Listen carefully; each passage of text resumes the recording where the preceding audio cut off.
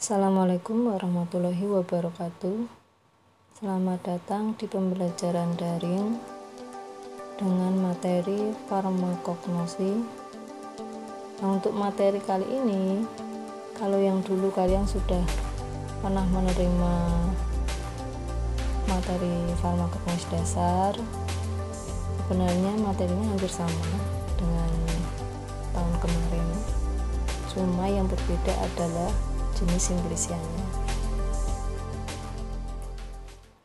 Untuk materi di kelas 11 ini, di semester pertama itu materinya ada flos, fructus, semen, amilum, dan oleum. Nah, sedangkan di semester 2 nanti kalian akan dapat materi tentang pikopita dan mikopita, getah dan damar, pengolahan bahan nabati, simplicia dari hewan, dan simplicia dari minyak mineral.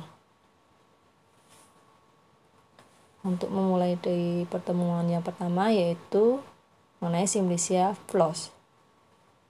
Nah, kalian pasti masih ingat apa tuh itu flos? Ya, flos atau bunga itu adalah modifikasi daun yang berubah fungsi menjadi alat reproduksi yang sangat penting bagi tumbuhan. Kemudian kita masuk ke beberapa simplicia yang berasal dari flos atau bunga. Beberapa simplicia yang akan kita pelajari untuk hari ini ada 7. Yang pertama ada Cartamiflos, kemudian Caryophylliflos, Gunerefructus et flos, Jasminiflos, Mesueflos, Pyretiflos, Woodfordii-flos. Nah, saya harapkan kalian semua masih ingat bagaimana cara membaca bahasa Latin ya. Jangan sampai lupa. Kita mulai yang pertama, yaitu Cartamiflos. Nah, memiliki nama lain kembang pulu atau kesumba. Berasal dari tanaman asal Cartamus tinctorius, keluarganya Asteraceae, di mana isi zat berkhasiat utamanya itu ada zat warna merah, cartamin, zat warna kuning, safflower, lendir, dan minyak lemak. Kegunaannya, khasiatnya itu adalah sebagai laksativa. Ya, sebagai laksativa. Pemberiannya bau agak aromatis, rasanya pahit. Sedangkan bagian yang digunakan itu adalah bunga dari bunga majemuknya. Nah, laksativa tadi adalah melancarkan buang air besar atau pencahar kalau kalian masih ingat. Nanti dibuka kembali catatan yang kelas 10.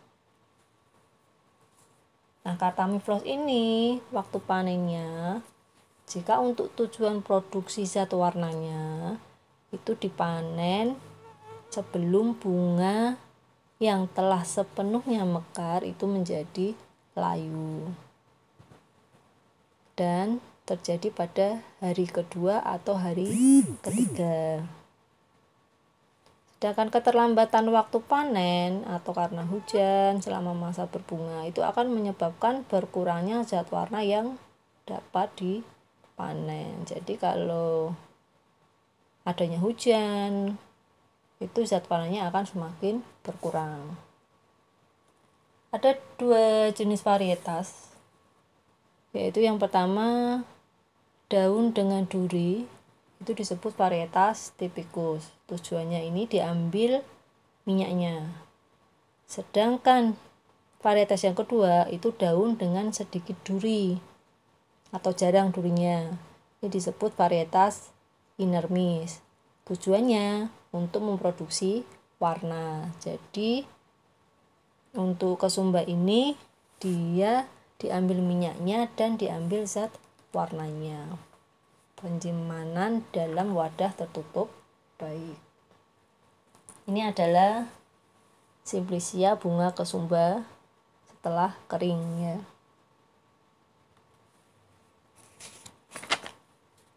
Yang kedua adalah Caryophyllus, bunga cengkeh. Itu nama lainnya. Berasal dari tanaman Eugenia Caryophyllus, keluarganya Myrtaceae. Nah, bunga cengkeh ini memiliki zat berkhasiat utama berupa minyak atsiri, di mana minyak atsirinya ini mengandung eugenol.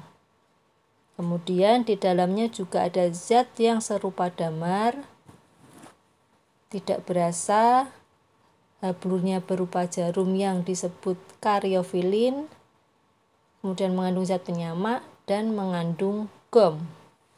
Kegunaan bunga cengkeh itu untuk stimulansia, obat mulas, kemudian menghilangkan rasa mual dan muntah.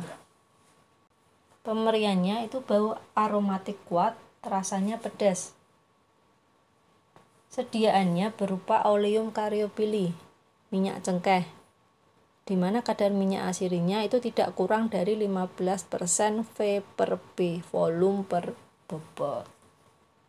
Nah, bunganya ini yang sudah kering sama yang masih di atas pohon, warnanya merah. Waktu panen bunga cengkeh itu tanaman yang sudah berumur 6 tahun dapat mulai dipetik kuncup bunganya. Kemudian kuncup-kuncup ini mula-mula berwarna putih, kemudian hijau, dan akhirnya berubah menjadi warna merah. Kuncup bunganya ini harus dipetik sewaktu warnanya berubah dari hijau menjadi merah. Jadi saat perubahan warna dari hijau menjadi merah ini harus segera dipetik. Kemudian diasapi, lalu dijemur dan dilepas dari tangkainya. Penyimpanannya dalam wadah tertutup baik. Yang ketiga, ada Gunere fructus et flos. Memiliki nama lain Sukma diluih. Berasal dari tanaman Gunera macrophylla, keluarganya Haloragaceae. Nah, Sukma diluih ini zat berkhasiat utamanya belum diketahui apa. Nah, ini tugas seorang farmasi, ini bisa jadi penelitian untuk mengetahui apa sih isinya, kandungannya dari bunga Sukma diluih itu, di mana kegunaan dari bunga Sukma diluih adalah sebagai penyegar badan. Pemberian, baunya agak anyir, mirip bau minyak ikan. Rasanya mula-mula asin, kemudian lama-kelamaan akan menimbulkan kelat dan rasa tebal di lidah. Bagian yang digunakan itu seluruh rangkaian bunga dan buah, kadang-kadang beserta pucuk, batang, dan daunnya.